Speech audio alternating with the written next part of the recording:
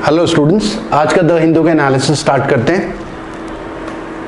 आज का एजेंडा जो इम्पोर्टेंट रहा द हिंदू में, एक तो हमें डिस्कस करना है निमू, women's work in rural area, Nagarhole park Karnataka, NPPA और इंडिया चाइना ट्रेड और हांगकांग। ये 6 इंपॉर्टेंट टॉपिक हैं जो द हिंदू में न्यूज़ में रहे, एग्जाम के पॉइंट ऑफ व्यू से भी इंपॉर्टेंट है, तो आज हम यही डिस्कस करने वाले हैं। ये हमारा एजेंडा है। उसके अलावा स्टूडेंट्स, हमारा इक्वेशंस आईएएस ऐप है गूगल प्ले स्टोर में, आप उसे डाउनलोड कर सकते हैं। उसमें कंप्लीट स्टडी मटेरियल भी मिलेगा। उसके अलावा हमारा यूट्यूब चैनल, अगर आपको ये सेशन पसंद आता है तो लाइक करें, सब्सक्राइब करें। हमारा फ्री टेलीग्राम ग्रुप भी है यूपीएससी के लिए भी और एसएससी सीजीएल बैंक पीओ के लिए भी, जिसमें हम स्टडी मटेरियल वगैरह अपलोड करते रहते हैं। उसके अलावा कंप्लीट कोर्स है हमारा वो हमारे मोबाइल ऐप में, बैंक पीओ एसएससी का, बैंक पीओ का भी, एसएससी सीजीएल का भी, यूपीएससी का भी। ठीक है, तो आते हैं, ये द हिंदू का फ्रंट पेज है। इसमें एक तो age of expansionism is over, PM says in Ladakh. एक तो ये न्यूज में रहा, प्रधानमंत्री कल, जैसा कि आपको पता होगा, लद्दाख में निमू एक जगह है, वहां पर पहुंचे और वहां पर ट्रूप्स को एड्रेस करा प्रधानमंत्री ने। तो ये एक न्यूज में रहा था, इसे आगे अभी डिटेल में डिस्कस करेंगे।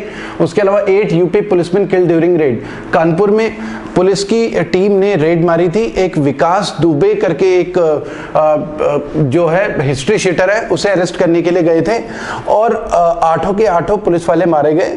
AK-47 से फायरिंग करी, गोलियां चलाई बदमाशों ने।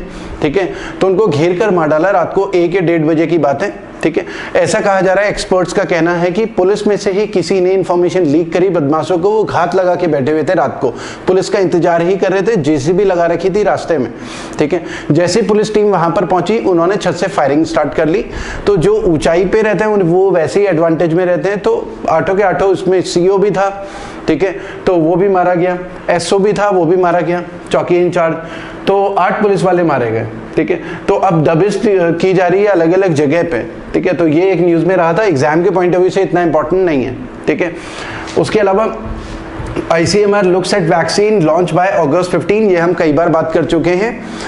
15 अगस्त एक डेडलाइन जो है सरकार ने रखी है कि उससे पहले जो हमारा भारत बायोटेक कंपनी है, कोवैक्सीन कोविड-19 की जो वैक्सीन बना रही है, वो 15 अगस्त से पहले लॉन्च करनी है। तो ICMR उसे लॉन्च करने वाला। ICMR हम पहले भी डिस्कस कर चुके हैं डिटेल में कई बार, Indian council for medical research. ठीक है, तो 15 अगस्त से पहले लॉन्च होना है। हालांकि कुछ क्लिनिशियन जो कि रिसर्च में इन्वॉल्व हैं, उनका कहना यह है कि उसके पास पोटेंशियल तो है, कोवैक्सीन वो काफ़ी अच्छी वैक्सीन हो सकती है, लेकिन 15 अगस्त से पहले कैसे तैयार हो पाएगी वो काफ़ी मुश्किल है। तो फिलहाल तो 15 अगस्त की डेडलाइन है, तो वो एक दिया हुआ है, न्यूज़पेपर में आया हुआ है आर्टिकल। ठीक है, तो इसमें आते हैं एज ऑफ एक्सपेंशनिज्म में। ये सब इतना इंपॉर्टेंट नहीं है, ये हम पहले भी कई बार डिस्कस कर चुके हैं। ठीक है, और इसमें ये भी बोला डोंट कॉम्प्लिकेट सिचुएशन। ये किसने बोला है? ये बीजिंग ने बोला है, चाइना ने बोला है। ठीक है, उनके स्पोक्स पर्सन हैं वहाँ की मिनिस्ट्री के, तो उन्होंने ये कहा है कि कॉम्प्लिकेट कर रही है इंडिया सिचुएशन, क्योंकि प्रधानमंत्री जब वहाँ पे जाके ट्रूप को एड्रेस कर रहे थे, उत्साह बढ़ाया ट्रूप्स का, तो एक मैसेज दिया कि भाई हम अपनी 1 इंच जमीन भी छोड़ने वाले नहीं हैं, हम अपने स्टैंड से पीछे नहीं हटेंगे। तो बीजिंग का कहना है कि ये इंडिया जो है कॉम्प्लिकेट कर रहा है इशू को। ठीक है, तो ये न्यूज़ में रहा, तो इसी को डिस्कस करते हैं। अब देखिए, ये जो एज ऑफ एक्सपेंशनिज्म है, पहले तो आपको ये पता होना चाहिए एज ऑफ एक्सपेंशनिज्म का मीनिंग क्या होता है। चाइना की एक्सपेंशनिज्म की पॉलिसी है। एक्सपेंशनिज्म की पॉलिसी मतलब वो अपनी टेरिटरी को फैलाता है। जैसे अगर हम देखें 1950s में उन्होंने तिब्बत के ऊपर कब्जा किया, तिब्बत को अपनी टेरिटरी के साथ मर्ज कर दिया। ठीक है, या जो चाइना सी है, साउथ चाइना सी है, उधर भी अपना अधिकार दिखाता है यूएस। अलग अलग कंट्री के जो भी नेबरिंग कंट्रीज हैं, सबके साथ चाइना का डिस्प्यूट चल रहा है, बॉर्डर डिस्प्यूट चल रहा है, क्योंकि चाइना की एक्सपेंशनिज्म की पॉलिसी है। जो लाइन ऑफ एक्चुअल कंट्रोल होता है अलग अलग कंट्री के साथ, उसे पीछे की तरफ दिखाता है कि नहीं, ये भी हमारी जमीन है। तो वो मोदी जी ने एक मैसेज दिया कि age of expansionism is over, अब ये नहीं चलेगा, ठीक है। जिसकी भी ये इतिहास गवाह है, जो भी ऐसी पॉलिसी फॉलो करता है कोई भी कंट्री, उसका हाल बहुत बुरा होता है। तो ये मोदी जी ने एक मैसेज दिया है लद्दाख से। अब देखिए एग्जाम में क्या आएगा, एग्जाम में ये सब नहीं आएगा कि मोदी जी ने बहुत अच्छा भाषण दिया, वहां पर कैसा भाषण लगा आपको, ये सब आपसे नहीं पूछने वाले हैं। इंपॉर्टेंट क्या है, किस जगह पे, लोकेशन इंपॉर्टेंट है, कहां पर मोदी जी ने ट्रूप्स को एड्रेस करा, तो वो जगह है निमू, निमू में, और इसे निमू भी बोलते हैं, तो स्पेलिंग में कंफ्यूज मत होना, NIMU निम्मू भी बोलते हैं और नीमू भी बोल रहे हैं, ठीक है। तो स्पेलिंग में कंफ्यूज नहीं होना है आपको, ठीक है। ये लेह में, ठीक है, लेह में 45 किलोमीटर दूर है निमू विलेज, वहां पर ये प्रधानमंत्री ने ट्रूप्स को एड्रेस करा। तो एक तो ज्योग्राफी के पॉइंट ऑफ व्यू से या करंट अफेयर्स के पॉइंट ऑफ व्यू से आ सकता है कि निमू कहां पर है, तो एक आपको पता होना चाहिए निमू लद्दाख में है, ठीक है, लेह लद्दाख में, ठीक है। ये भी आपको पता होना चाहिए वहां पर कॉन्फ्लुएंस है, संगम है इंडस और जंस्कार रिवर का, ये एक फैक्ट इंपॉर्टेंट है जो आपको पता होना चाहिए। आपको ये आइडिया होना चाहिए। अच्छा देखिए, हम ये सब क्यों पढ़ रहे हैं, क्योंकि करंट अफेयर्स बहुत इंपॉर्टेंट होता है। करंट अफेयर्स के टच में अगर आप रहते हैं तो जनरल स्टडीज में हिस्ट्री, ज्योग्राफी, पॉलिटी, इकोनॉमी, बाकी टॉपिक्स में भी अच्छी पकड़ आपकी बन जाती है। तो इसलिए आपको करंट अफेयर्स के टच में रहना है, एक अंडरस्टैंडिंग भी इंक्रीज होती है, क्योंकि एग्जाम में क्वेश्चन वही आते हैं जो न्यूज में रहते हैं। अब देखिए निमू कहां पर है, आपको लगेगा ज्योग्राफी का क्वेश्चन है, एग्जाम में आएगा, तो एग्जाम में क्यों आया निमू, जो न्यूज़पेपर नहीं पढ़ता उसे लगेगा निमू पता नहीं कौन सी जगह पूछ ली, तो एग्जाम में निमू इसलिए आया क्योंकि वो करंट में न्यूज में था। तो इसलिए आपको करंट अफेयर्स के टच में हमेशा रहना है, ठीक है। तो एक तो ये इंडस और जंस्कार रिवर का कॉन्फ्लुएंस है, संगम है वहां पर, तो ये भी इंपॉर्टेंट फैक्ट है जो आपको नोट डाउन करना है। और जो बहुत इंपॉर्टेंट फैक्ट है वो है मैग्नेटिक हिल। मैग्नेटिक हिल है निमू से 7.5 किलोमीटर साउथ ईस्ट में, तो निमू से 7.5 किलोमीटर साउथ ईस्ट में मैग्नेटिक हिल है। मैग्नेटिक हिल का मतलब क्या है, देखिए आप ये रोड देख रहे होंगे निमू के से 7.5 किलोमीटर दूर, ये मैग्नेटिक हिल है। तो यहाँ पर एक आपको रोड दिख रही होगी कि ये चढ़ाई है, लेकिन अगर यहाँ पर गाड़ी को न्यूट्रल में डालें तो ये गाड़ी खुद ही चलती है, तो ढलान एक्चुअल में यहाँ पर है, ठीक है। तो ये देखने में ऑप्टिकल इल्यूजन होता है, ऑप्टिकल इल्यूजन की चढ़ाई है लेकिन ढलान है, तो इस वजह से ये कहा जाता है कि ये मैग्नेटिक हिल है। इसका मैग्नेट इतना स्ट्रांग है कि वो गाड़ी को खींच लेता है अपनी तरफ। अलग अलग थ्योरीज हैं, एक थ्योरी ये है कि ऑप्टिकल इल्यूजन है, दूसरी थ्योरी ये है कि मैग्नेट है वहां पर बहुत स्ट्रांग, जिस वजह से हमें दिखता है कि चढ़ाई है लेकिन गाड़ी वो ढलान होती है, ठीक है, एक्चुअल में जब गाड़ी चलाएं तो, ठीक है। तो ये आपको पता होना चाहिए कि निमू कहां पर है, मैग्नेटिक हिल और निमू ले मैग्नेटिक हिल भी बोलते हैं उसे, दो नाम है, ठीक है, मैग्नेटिक हिल और निमू ले मैग्नेटिक हिल, ठीक है। ग्रेविटी हिल है लोकेटेड इन लेह लद्दाख। तो ये बहुत इंपॉर्टेंट है एग्जाम के पॉइंट ऑफ व्यू से, क्योंकि प्रधानमंत्री भी वहां पर गए थे। ये सब नहीं पूछेंगे सोल्जर्स को कैसा लगा, आपको कैसा लगा मोदी जी का एड्रेस, ये इंपॉर्टेंट है एग्जाम के पॉइंट ऑफ व्यू से। तो ये आपको पता होना चाहिए कि न्यूज़पेपर में क्या पढ़ना है, क्या नोट डाउन करना है, किस चीज के नोट्स बनाने हैं, इसका पूरा आइडिया होना चाहिए, ठीक है। आपको थोड़ा गूगल सर्च भी करना चाहिए, जहां पर आपको लगता है कि ये जगह इंपॉर्टेंट है, लोकेशन देखनी है, गूगल सर्च करके देख सकते हैं, ठीक है। तो ये हमने डिस्कस करा है, ठीक है। उसके अलावा फ्रंट पेज में ही अगर हम देखें, फ्रंट पेज में नीचे एक तो हमारे पास है कि India won't import power equipment from China. तो जो भी पावर इक्विपमेंट है चाइना से इंपोर्ट नहीं करने वाले।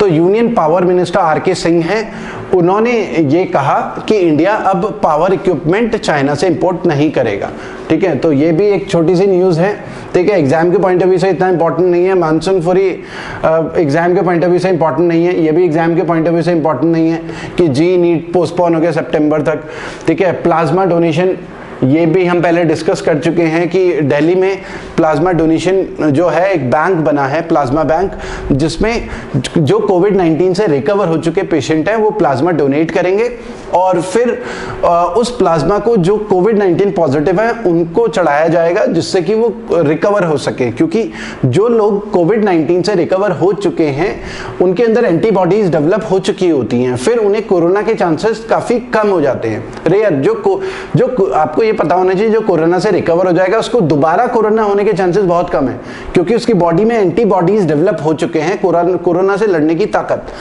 तो अब जब क्योंकि इसकी बॉडी में एंटीबॉडीज है, तो जब वो प्लाज्मा डोनेट करेगा और किसी पेशेंट जो कोरोना पॉजिटिव है उसे वो प्लाज्मा दिया जाएगा, तो उसकी बॉडी में भी एंटीबॉडीज आएंगे और वो भी कोरोना से रिकवर हो जाएगा। तो प्लाज्मा डोनेशन बैंक जो है वो स्टैब्लिश हुआ था दिल्ली में। तो हाई कोर्ट ने ये कहा है, क्योंकि किसी ने PIL फाइल करी थी कोर्ट में कि जो भी कोविड-19 पेशेंट आता है तो उसे उसके लिए कंपलसरी किया जाए कि जब वो रिकवर हो जाएगा तो प्लाज्मा डोनेट करे, क्योंकि अब प्लाज्मा डोनेट करने के लिए जो कोविड-19 से रिकवर हो चुके हैं वो प्लाज्मा डोनेट करने के लिए नहीं आएंगे, ऐसा जिसने भी PIL फाइल करी उसका कहना है। तो कोर्ट का कहना है कि हम कंपलसरी नहीं कर सकते, जो वॉलंटरी होगा उसी को प्लाज्मा डोनेट करना चाहिए, ठीक है, कंपलसरी नहीं कर सकते, ठीक है। और उसे ऐसा अगर मान लिया कि कोई कोविड पॉजिटिव है तो अब वो नहीं चाहता कि भाई मैं नहीं प्लाज्मा डोनेट करूंगा, अभी फिलहाल मुझे इलाज चाहिए, तो हॉस्पिटल उसे इलाज करने से मना नहीं कर सकता। तो ये सब यहाँ पर लिखा हुआ है। एग्जाम के पॉइंट ऑफ व्यू से इतना इंपॉर्टेंट नहीं है, बस आपको पता होना चाहिए प्लाज्मा डोनेशन क्यों इंपॉर्टेंट है। ये हम पहले भी डिस्कस कर चुके हैं पहले वाले सेशन में। ये भी इंपॉर्टेंट नहीं है एग्जाम के पॉइंट ऑफ व्यू से कि मिजोरम के बाद नागालैंड ने भी डॉग मीट को बैन करा। वो जो एनिमल राइट्स ऑर्गेनाइजेशन थी, ग्रुप्स थे जो प्रोटेस्ट कर रहे थे, ठीक है, तो उनकी बात सुनते हुए वहाँ की सरकार ने, स्टेट गवर्नमेंट ने बैन कर दिया डॉग मीट, ठीक है। तो एग्जाम के पॉइंट ऑफ व्यू से इतना इंपॉर्टेंट नहीं है, ये पहले हम डिस्कस कर ही चुके हैं जो भी इसमें था पहले वाले सेशन में, और ये एग्जाम के पॉइंट ऑफ व्यू से इंपॉर्टेंट नहीं है। तो नेक्स्ट इसमें आते हैं। नेक्स्ट एजेंडा हमारा था रीसेट रूरल जॉब पॉलिसीज। तो ये द हिंदू के एडिटोरियल में आया है, reset rural job policies recognise women's work. ये एडिटोरियल इसमें कहा गया है जब से कोविड-19 स्टार्ट हुआ है, लॉकडाउन स्टार्ट हुआ है, तो रूरल एरिया में खासकर विमेन का जो एम्प्लॉयमेंट था वो बहुत बुरी तरीके से उसके ऊपर असर पड़ा है। तो लोगों को डे टू डे जो वर्क था वो अब नहीं मिल रहा है। तो कोविड-19 की वजह से विमेन की लाइफ में भी बहुत ज़्यादा फर्क पड़ा है। तो वही यहाँ पर लिखा हुआ है, एक तो कोविड-19 pandemic has had a huge impact on women's work, और ऑफिशियल स्टैटिस्टिक्स जो हैं do not capture women's work adequately and accurately. Official statistics जो हैं प्रॉपरली जो विमेन की कंडीशन है उसे कैप्चर नहीं कर पा रहे हैं अभी, ठीक है, वो यहाँ पर दिया हुआ है कि और बहुत कम अटेंशन दी जा रही है विमेन के काम पे। वहाँ पर विमेन वर्कर्स जो हैं, जो रूरल एरिया में काम कर रही हैं, उनके बारे में क्या किया जाए उसके बारे में कम काम हो रहा है। उसके अलावा एक अजीम प्रेमजी यूनिवर्सिटी है, इसमें लिखा हुआ है 5000 वर्कर्स 12 स्टेट्स में उन्होंने सर्वे करा, जिसमें उन्होंने बोला है कि 52 विमेन वर्कर की हालत बहुत खराब है देन मेन, मतलब जितने मेन हैं उनसे 50% ज़्यादा, ठीक है, जो है विमेन वर्कर्स की हालत खराब है। तो ये सब यहाँ पर लिखा हुआ है। तो आगे जो न्यू रोड मैप है, इस आर्टिकल में लिखा है रोड मैप क्या होगा। एक तो विमेन स्पेसिफिक एम्प्लॉयमेंट जनरेट करना है रूरल एरिया में, स्किल डेवलपमेंट करना है विमेन का, रूरल एरिया में ऐसे प्रोग्राम चलाने हैं कि विमेन की स्किल डेवलपमेंट हो, वो नए बिजनेस स्टार्ट कर सके, ताकि जैसे लोकल के लिए वोकल मोदी जी ने बोला है कि लोकल प्रोडक्ट को प्रमोट किया जाए और विमेन सेंट्रिक भी होना चाहिए। स्पेसिफिक अटेंशन पे करना है सरकार को कि विमेन जब काम पे जाती हैं तो उनके ट्रैवलिंग पे तो वो सेफली ट्रैवल कर सके एक जगह से दूसरी जगह काम पर अगर जाती हैं, ठीक है। तो एक तो ये इसमें लिखा हुआ है आर्टिकल में, उसमें ध्यान देने की जरूरत है। उसके अलावा बच्चों को स्कूल में क्योंकि स्कूल लगातार बंद है तो हेल्दी मील्स बहुत इंपॉर्टेंट हो जाता है बच्चों तक, और एल्डरली जो बूढ़े लोग हैं हेल्दी मील्स घर तक पहुंचे, क्योंकि जैसे आपको पता है मिड डे मील स्कीम होती थी स्कूल में बच्चों को दोपहर का खाना, लेकिन अब स्कूल बंद है तो दोपहर का खाना भी बंद है। तो विमेन के ऊपर ना घर में खाना बनाने का भी वर्कलोड बढ़ चुका है।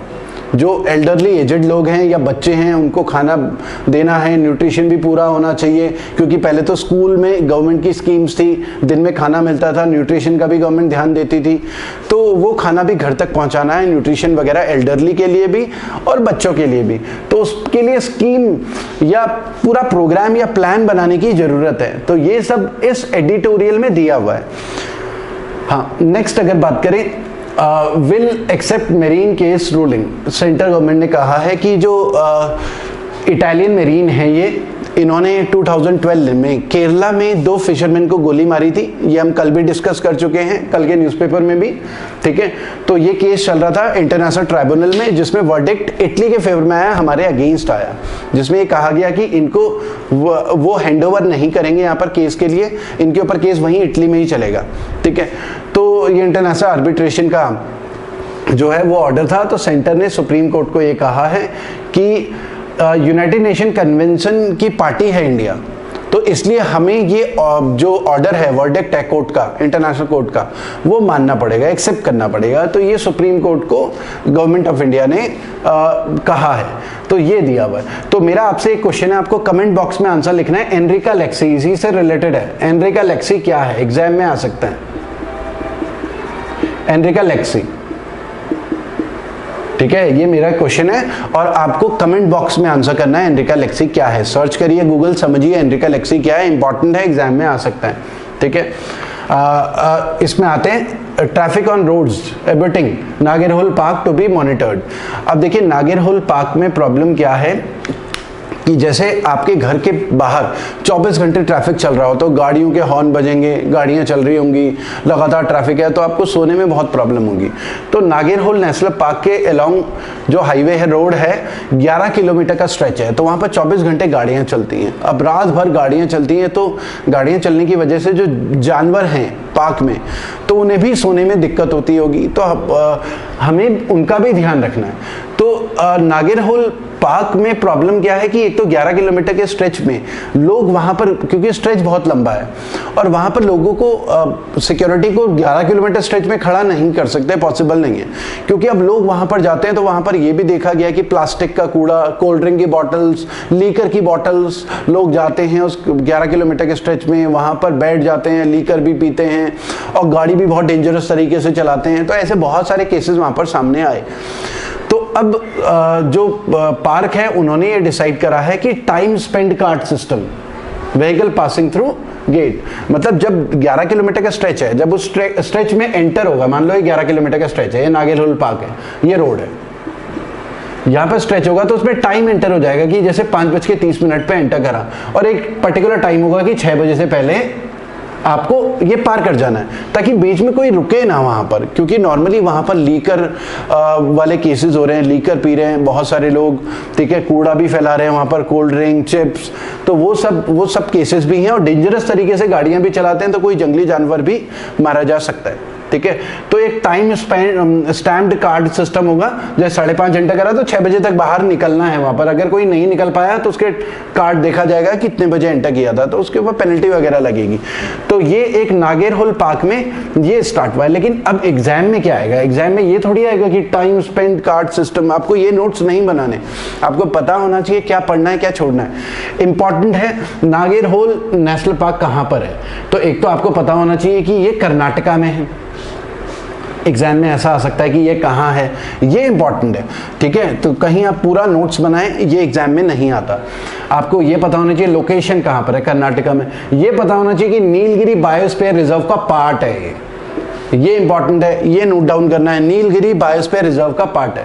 दूसरा आपके लिए इंपॉर्टेंट है एनटीसीए क्या है, क्योंकि ये जो नागेरहोल नेशनल पार्क है ये टाइगर रिजर्व भी है साथ साथ, ठीक है, क्योंकि यहाँ पर टाइगर्स भी हैं, तो ये टाइगर रिजर्व भी है। तो यहाँ पर एनटीसीए की भी बात है, तो नेशनल टाइगर कंजर्वेटिव अथॉरिटी 2005 में बनी हुई, ये इंपॉर्टेंट है, ये नोट डाउन करना है। उसके अलावा आपको पता होना चाहिए वाइल्ड लाइफ प्रोटेक्शन एक्ट 1972 का है, ठीक है। तो ये कुछ इंपॉर्टेंट चीजें हैं जो एग्जाम में आ सकती हैं। इसमें ये सब की टाइम स्पेंड कार्ड सिस्टम होगा, ये सब इतना इंपॉर्टेंट नहीं है, ठीक है। तो ये हमने डिस्कस कर लिया इससे रिलेटेड। नेक्स्ट आते हैं NPPA, national pharmaceutical pricing authority. तो ये do not the time to profit air. तो NPPA फार्मास्यूटिकल मतलब दवाइयाँ बनाने की कंपनीज, फार्मास्यूटिकल कंपनीज, ठीक है। तो नेशनल फार्मास्यूटिकल प्राइसिंग अथॉरिटी का काम क्या है, इसका कहना यह है, दवाई बनाने वाली कंपनीज को इसका कहना है कि ये टाइम जो है प्रॉफिट बनाने का नहीं है, क्योंकि इस समय कोविड की वजह से इकोनॉमी भी बहुत डेंजरस कंडीशन में चल रही है, हालत खराब है इकोनॉमी की, ठीक है, लोगों के पास काम धंधा भी छूट गया है। तो कोविड-19 को प्रॉफिट मेकिंग अपॉर्चुनिटी नहीं समझना है। तो उसका कहना ये है कि दवाइयाँ कोविड-19 से रिलेटेड जो भी इक्विपमेंट्स हैं, दवाइयाँ हैं, उससे रिलेटेड दवाइयों के रेट इतने ज़्यादा नहीं बढ़ने चाहिए, उनको रेगुलेट करेंगे हम, ठीक है। तो प्रॉफिट नहीं कमाना है, कंपनी को एक मैसेज दिया गया आपको, तो वही एनपीपीए का कहना है। और एनपीपीए किसको यूज कर रहा है? ड्रग प्राइसिंग कंट्रोल ऑर्डर 2013 का। तो ये इंपॉर्टेंट है एग्जाम के पॉइंट ऑफ व्यू से कि drug price control order DPCO ऐसे फुल फॉर्म भी आ सकती है, ड्रग प्राइस कंट्रोल ऑर्डर, इसको यूज कर रहा है एनपीपीए। प्राइसेस को रेगुलेट करने के लिए एनपीए इस एक्ट को यूज कर रहा है, तो ये आपको पता होना चाहिए, ठीक है। तो वही सब लिखा हुआ है, वो पूरा ट्रैक कर रहा है कि कौन सी दवाइयाँ या ऑक्सीमीटर होते हैं जो कोविड-19 में यूज होते हैं, और ऐसा बोला कि 10% से ज़्यादा प्राइस नहीं बढ़ना चाहिए। जो पुराने प्राइजेज हैं तो 10% से ज़्यादा प्राइस नहीं बढ़ना चाहिए, क्योंकि कंपनीज ऐसा भी कर सकते हैं प्राइस दुगना कर दें, क्योंकि इस समय तो ये सिचुएशन ऐसी है, जो बीमार होगा वो तो लेगा ही लेगा, उसकी मजबूरी है। तो एनपीपीए का कहना है कि प्रॉफिट नहीं कमाना है आपको, ठीक है। तो ये एक पूरा आर्टिकल है इसके बारे में, ठीक है। तो एग्जाम के पॉइंट ऑफ व्यू से इंपॉर्टेंट क्या है? ये एक्ट इंपॉर्टेंट है, ठीक है। ये इंपॉर्टेंट है कि एनपीपीए की full form national pharmaceutical pricing authority, जो प्राइसेस को कंट्रोल करता है दवाइयों का, और ये किसके अंडर आता है? Department of pharmaceutical. ये इंपॉर्टेंट है, ministry of chemical and fertiliser के अंडर आता है। एग्जाम में ऐसा भी आता है कई बार क्वेश्चन कि ये किस मिनिस्ट्री के अंडर आता है, क्योंकि ये लगातार न्यूज में है, तो इसलिए एग्जाम में आने के चांसेस भी बढ़ जाते हैं। तो आपको ये नोट्स बनाने हैं, ये सब नोट्स बनाने की जरूरत नहीं है कि पूरा डिटेल में आप लिखें, ठीक है।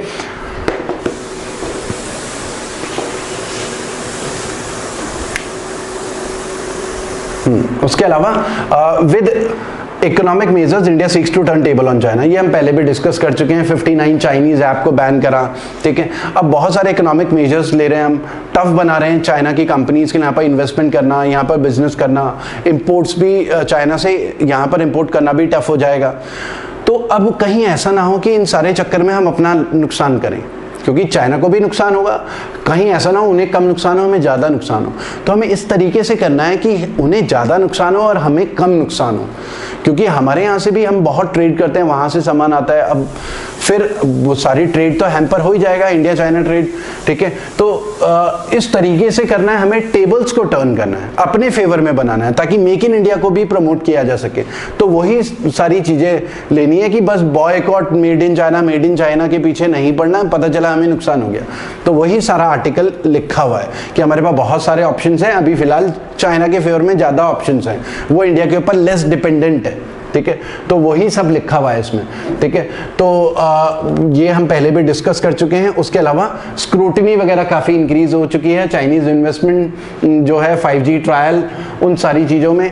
और ऐसा ही कुछ चाइना में भी हुआ था जब साउथ कोरिया ने US high altitude defence area defence third missile system install किया था नॉर्थ कोरिया से, क्योंकि थ्रेट था। तो चाइना ने बोला था कि साउथ कोरिया ने जो थर्ड सिस्टम यूएस से खरीदा है, ये इस एरिया के लिए बहुत डेंजरस है, ये इनकरेज कर रहा है कि वेपन जो हम भी ऐसे सिस्टम अपने यहाँ पर लगाएं, ठीक है।